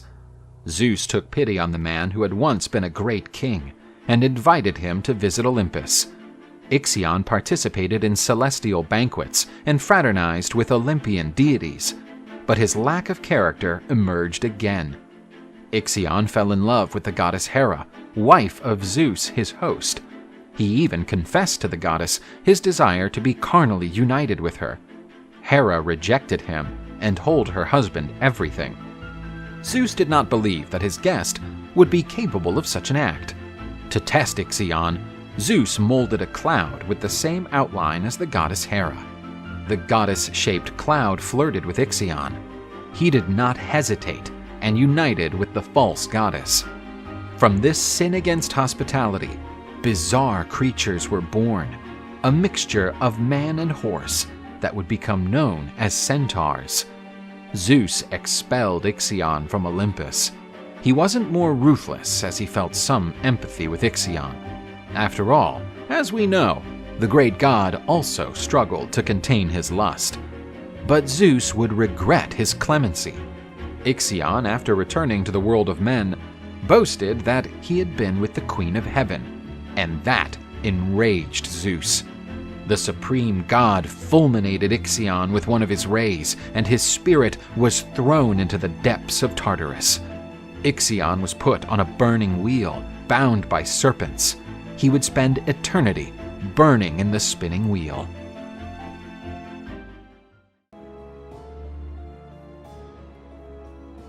Somewhere in Greece, a cursed creature remained hidden. Among all the monsters who inhabited the nightmares of the Hellenic, this was surely one of the most feared. Many brave heroes dared to hunt this creature, but none ever returned. They said that this being was so hideous that no one could face it. Her name was Medusa. But Medusa was not always like that. she once had been one of the most beautiful women ever to walk the earth. She was born of the union of two primordial sea deities, Phorcys and Ceto, and she came into the world as a normal child. Medusa had two sisters, Stheno and Euryale. They were Gorgons, creatures that combined women and serpent traits. Since childhood, Medusa was devoted to the goddess Athena, and when playing with her sisters, she always pretended to be the goddess Athena, while her sisters loved to be the villains. Together with the girls, she also played with a boy called Iphicles, who was Medusa's best friend. The two were inseparable. Medusa grew and became more beautiful every day. Medusa's charms made the young Iphicles an easy target for Eros, the god of love. In love, Iphicles declared his affection for Medusa. The young lady deeply loved the boy, but she had the dream of becoming a priestess of Athena and could not cave into the temptation of love. When she reached the appropriate age, the young woman started her preparation to become an Athena priestess. The temple's apprentices needed to have pristine conduct and discipline. All their acts could be reflected in the goddess's reputation. One of the major requirements for becoming a priestess of Athena was absolute purity. They were to mirror themselves in Athena. Therefore, the young women should remain virgins, just like their goddess, who never surrendered to the influence of Eros and Aphrodite. Medusa became a perfect priestess, maybe even too perfect. The rituals conducted by Medusa kept attracting more followers, delighted with the way in which that beautiful young woman conducted each of her activities. Medusa had beautiful fluttering hair. With her movements, it mesmerized those who stared at her. A gullible man dared to say that Medusa's hair was more beautiful than Athena's.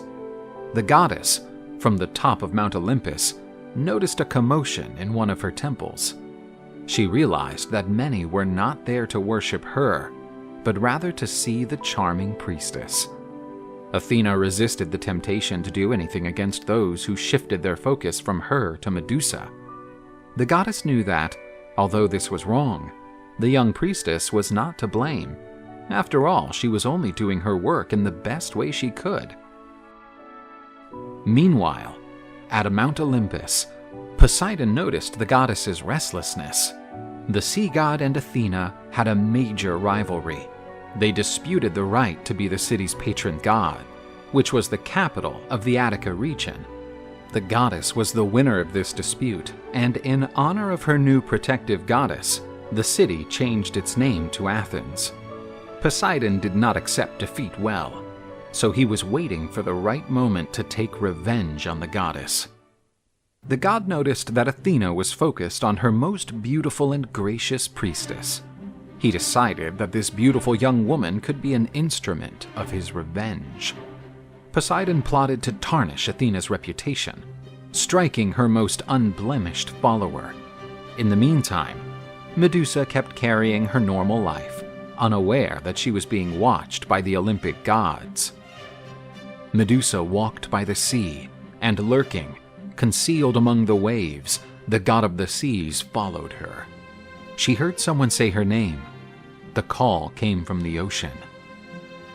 Poseidon emerged from the sea in all his paramount glory. The god used his charm to seduce Athena's priestess. But Medusa, albeit stunned by all his splendor, did not forget her vows and rejected Poseidon's advance. He did not accept the rejection and grabbed Medusa's arm. She reacted unexpectedly and, violently hitting him in the face, managed to get rid of the god. Medusa ran to Athena's temple, the only place where she felt safe. But Poseidon, consumed by lust, went after the young woman. Poseidon was almost reaching her when the brave Iphicles stood between the god and Medusa. Despite his bravery, Iphicles represented no obstacle to the god who, with one blow, threw the young man away. Medusa stepped inside the temple of her goddess and knelt before her statue. She asked for protection when she heard the god of the sea's heavy footsteps approaching. The god approached the encircled young woman, who cried out for help. Poseidon possessed her on the goddess altar by force.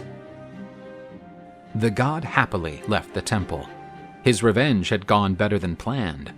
Besides having corrupted the best priestess of Athena, he also degraded her beloved temple, which the goddess deeply treasured for its purity.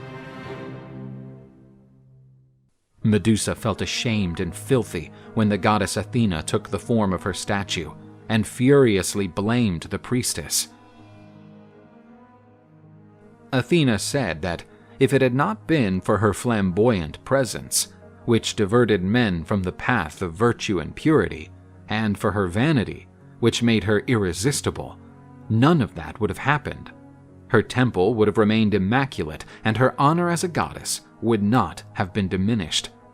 Athena decided to punish the priestess, who was now impure and guilty, for the dishonoring of the temple she was to care for. The night arrived, and Iphicles regained consciousness after the strong blow he suffered. He then began to search for Medusa. He heard her cry in the temple of Athena. Arriving there, he encountered Medusa sitting on the ground, crying in pitch-black darkness. She asked him not to come near, because she did not want to be seen like that. Concerned, her friend nevertheless approached, offering words of comfort. But when he touched the young woman's shoulder, a serpent bit his hand. Medusa frighteningly turned, and the two youngsters looked at each other. The young Iphicles became a stone-made statue. In despair, Medusa wept, embracing the statue of her best friend. Not to hurt anyone else, she ran away. But during her escape, she was sighted by some residents of the city. Those who looked into her eyes became petrified. People told each other about that horrible snake-haired creature. A group was assembled to hunt the creature. These men were found days later, completely petrified and with terrified semblances. Medusa had no intention of hurting anyone. She simply wanted to defend herself from unfair aggression. She decided to hide in a region that had been abandoned by its inhabitants for centuries. There, she found an ancient temple in ruins, which she turned into her hiding spot. Many warriors attempted to capture the Gorgon for glory, but none ever returned. Isolated, Medusa kept losing her remaining humanity. Her reputation as a terrible monster became legendary. Medusa survived by hunting small animals and rodents. One of her prey led to an unexpected reunion. Medusa encountered an ancient bust, which represented the goddess Athena. She realized that those ruins had once been one of the first temples to give shelter to the goddess. This discovery revived her ancient habits. Medusa started to care for the temple and to exalt the glory of the goddess, the dilettante daughter of Zeus, the supreme god of Olympus. Albeit living a miserable existence, the young woman still showed her nobility. In her heavenly residence, the goddess did not fail to notice the honorable acts of her former priestess. She realized that her actions could not be justified by vanity, since no one could witness those acts. And she felt sorry for having enforced such a cruel and irreversible punishment on the girl.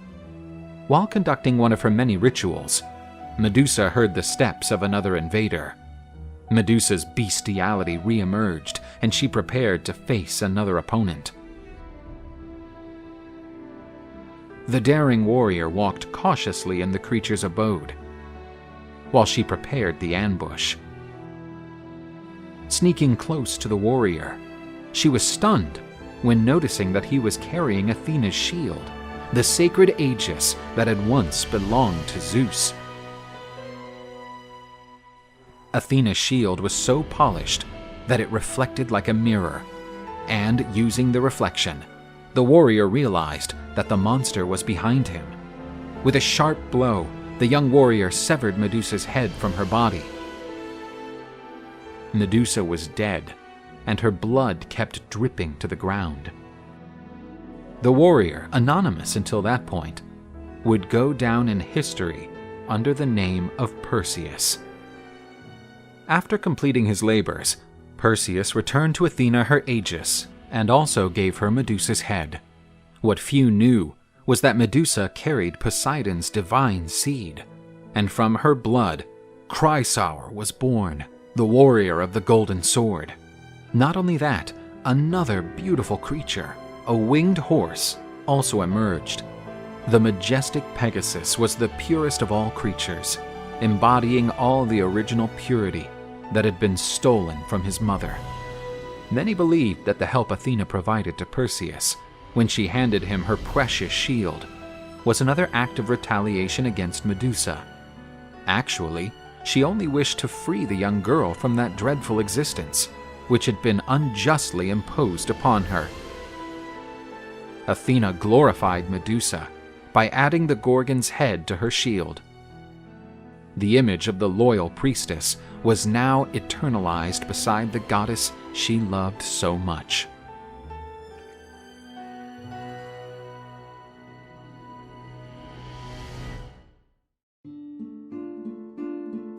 On Mount Olympus, a young deity paraded herself. She was the goddess of spring, and her youthful beauty enchanted the male deities. Her name was Cora, but she would become better known as Persephone. Demeter, her mother, was overprotective and shielded the young girl from the Olympic gods. She wanted her daughter to maintain her purity and virginity, as did the goddesses Athena, Artemis, and Hestia. So the goddess of agriculture kept Aphrodite and her son Eros away from her daughter. The divinities of love did not want to have another divinity in Olympus immune to their influence, and planned a way to attack the young goddess. Far from Olympus, in the depths of the earth, there was another god who lived free from the influence of the gods of love. His name was Hades, the lord of the underworld. The endless tasks of managing his kingdom allowed Hades to think of nothing else but his work. But a great tremor disturbed the kingdom of Hades, which rose to the surface to see what was happening. The Etna volcano was erupting, a sign that Typhon, the monster imprisoned by Zeus, was especially unhappy. That's when the god heard a sweet voice coming from a nearby forest. In the woods, Persephone sang without realizing that anyone was watching her. Aphrodite and Eros noticed Hades' interest in Persephone and wanted to take the opportunity.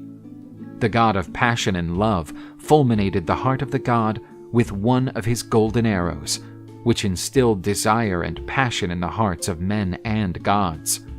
Consumed by passion, Hades approached the spring goddess, who did not feel his approach. Hades tried to flirt with the young woman, but she resisted. Impetuously, Hades grabbed his beloved, and the earth opened so that he could return to his domain. With the goddess in his arms, the god of the dead descended through a tunnel into his kingdom. Persephone was very agitated and was locked in a room of Hades' palace until she became calmer. Hades declared his love for Persephone, who, although she felt attracted by the god, was still trying to push him away. Demeter started to get distressed because she didn't know where her daughter was, so she wandered the world in search of Persephone. After much searching, she found one of the nymphs who used to accompany her daughter. She told her how Hades kidnapped the girl, taking her to the underworld when the earth opened. Demeter was furious and would not forgive Gaia, the goddess of the earth, who had been an accomplice to her daughter's abduction when she opened up. As goddess of agriculture, Demeter was responsible for soil fertility. To punish Gaia, she decided to make the land infertile. The goddess cried because she missed her daughter, and, due to the great sadness she felt, she started to neglect her tasks. Zeus started to worry about the situation of the planet, because if Demeter didn't perform her tasks again, chaos would take over the world. The great god tried to convince Demeter to return to her tasks, but she said that the world would remain infertile until she had her daughter back. Zeus assured that Persephone would be freed from the underworld unless she had fed on some fruit from the underworld. At Zeus's request, Hermes guided Demeter to the underworld.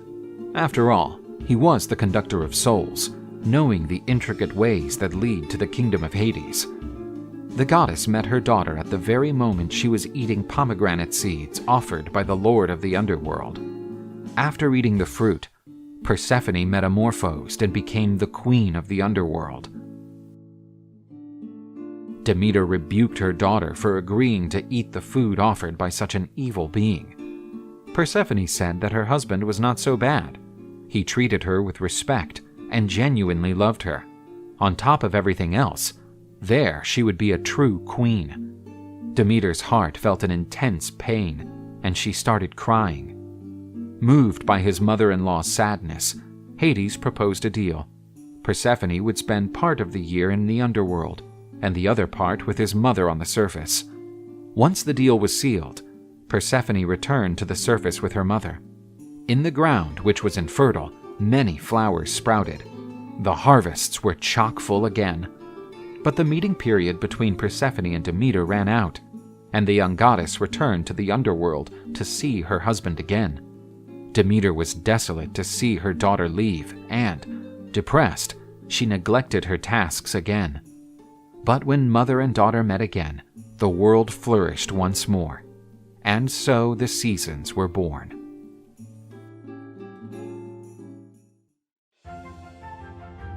Adonis was a beautiful young hunter. While wandering the woods in search of his prey, the young man was worshipped by the flower nymphs. His beauty was so striking that he looked like a god. One day, Adonis's beauty even drew Aphrodite's attention. The goddess of beauty and love, who was playing in the forest with her son Eros, sharpening his arrows. The goddess was delighted with the young man and began to praise him to her son. Eros grew angry due to jealousy and turned his back on his mother while continuing to sharpen his golden arrows. Aphrodite said that Eros should not be jealous, as to her, he would always be the most beautiful. She hugged him to comfort him, but accidentally ended up injuring herself on the arrow that Eros was holding. And so Aphrodite fell in love with Adonis. The goddess was spying the beautiful young man, and she could not resist his charms and succumbed to passion. Aphrodite asked the young man who he was, since his beauty was so wonderful that he resembled a god. Adonis knew that this lovely woman could only be Aphrodite, the goddess of love. He said that he was not a god, but a mere mortal. Aphrodite was intrigued because she didn't know that a man could be almost as perfect as a god. Aphrodite drew closer with such a seductive look that no god, much less a mortal, could resist. The couple kissed and began to see each other regularly. These were days of passionate love. On a spring day, Persephone, the queen of the underworld, was wandering through the woods and stumbled upon the loving couple. She was delighted with what she saw. But she did not know that Eros, the god of love, was ready to pull another one of his pranks. He shot her with one of his arrows. The queen was now also in love with the boy, and decided that Aphrodite should enjoy it while she could, because one day the beautiful boy would be hers. Aphrodite was overzealous of Adonis, fearing that the young and daring hunter would injure himself on his hunts. But he kept telling her not to worry, because he was very experienced and promised not to take any chances. However, apart from Aphrodite and Persephone, there was one more god who was keeping an eye on the boy. His name was Ares, the god of war, who was Aphrodite's lover and therefore bore a great hatred for his rival. Ares knew that the young man's love for hunting rivaled his love for Aphrodite, and so plotted his revenge. Adonis roamed the woods in search of yet another prey when he stumbled upon a mighty boar. Ares stirred up the young man's bloodlust. He ended up forgetting the promise he made to the goddess of not risking himself needlessly. Adonis chose to fight the beast and managed to wound it. But Ares inflated the beast's heart with unbridled fury. The boar decided not to flee to preserve its life, but to furiously charge Adonis. He drove its powerful tusks into his abdomen. Adonis was mortally wounded. Aphrodite came running to his aid, but there was nothing more she could do. He died in her arms. She buried him, and upon his tomb grew beautiful red flowers that were named Adonis. As one goddess wept, another in the underworld was beaming and waiting for the arrival of the most beautiful man who ever lived. The powerless goddess of love watched the arrival of Hermes, who was there to lead Adonis's soul to Hades' realm. In the netherworld, Queen Persephone eagerly awaited the arrival of the most beautiful man in the world, for whom she cherished a great passion sparked by Eros' arrow. Adonis was welcomed in the underworld by specters, who treated him with great honors. The boy was surprised at such a reception. He had no idea of the love that the queen of the underworld had for him. Persephone's loyal specters lodged the boy in a special room in the royal palace. While Hades, the underworld lord, was asleep, his queen broke into her guest's chamber. The beautiful goddess cornered the young boy, but he tried to dodge her. He dreaded Hades' revenge, but the goddess told him not to worry. If he didn't tell the god, she wouldn't tell him either. With no way out, he gave in to the goddess's lust. The sneaky encounters continued day after day. Aphrodite longed for her lover and promptly decided to go down to the Hades realm and rescue her sweetheart. She found Adonis there serving the underworld gods and said she was there to bring her beloved Adonis back to the surface. Hades, however, was aggrieved to see the goddess of love invading his kingdom and making demands. Hades told her that he did not care for Aphrodite's will. He appreciated the services rendered by Adonis, and he would remain in the underworld forever. But Aphrodite threatened to extinguish all love from the face of the earth. Only bitterness and grudge would remain between the couples. Hades ousted Aphrodite from his kingdom. She left in tears, but her threats were not empty. Throughout the world, love between couples began to dwindle. The relationship between Zeus and the goddess Hera, usually strained, was becoming unbearable. Zeus decided that something had to be done. He called for a meeting with Hades, Persephone, and Aphrodite, saying that the whole situation couldn't go on. He suggested Hades take possession of Adonis, just like the agreement he had made with the goddess Demeter. For a third of the year, he would stay in the underworld. The next third he would spend on the surface with Aphrodite, and the young man would have a third to enjoy in any way he wished. Hades took issue with Zeus's intrusion into matters of his kingdom, but knowing that Adonis was Persephone's favorite servant, he said he would not accept such an offer. To Hades' surprise, however, Persephone replied that, if it was for the good of all, she would allow Adonis to resurface and return to her husband's kingdom only when winter was approaching. Baffled, Hades did not understand why Persephone would release Adonis without putting up a fight. Spring arrived and Adonis departed to meet his lover Aphrodite. But summer meant that the goddess had to leave him. Hades had not anticipated summer is also the time that Persephone comes out of the underworld to find her mother, the goddess Demeter. And during the summer, Adonis and Persephone loved each other without bothering about being caught by the underworld king. But the quarrel between Persephone and Aphrodite remained. They always sought to maximize the length of their relationship with Adonis. This is why in some years the winter seems longer or the heat of summer persists. The love story of Hades and Persephone is one of Greek mythology's most famous. You have certainly heard the story that the god kidnapped her, which gave rise to the seasons. But before he met Persephone, Hades had a lover named Minthe, a nymph who lived by the river Cocytus. However, when Hades fell madly in love with Persephone, Minthe was cast aside. Some say that when Persephone headed to the surface to spend the spring and summer with her mother, the nymph Minthe would not leave the ruler of the underworld alone. But when Persephone returned, Hades would run straight into her arms, leaving the greenish nymph abandoned. Minthe went on to brag that she was the most beautiful entity in the underworld, as even Hades could not resist her charms. These claims made Persephone furious. The queen of the underworld would not let such an insult to her honor go unpunished. Persephone turned the nymph into a plant known as mint.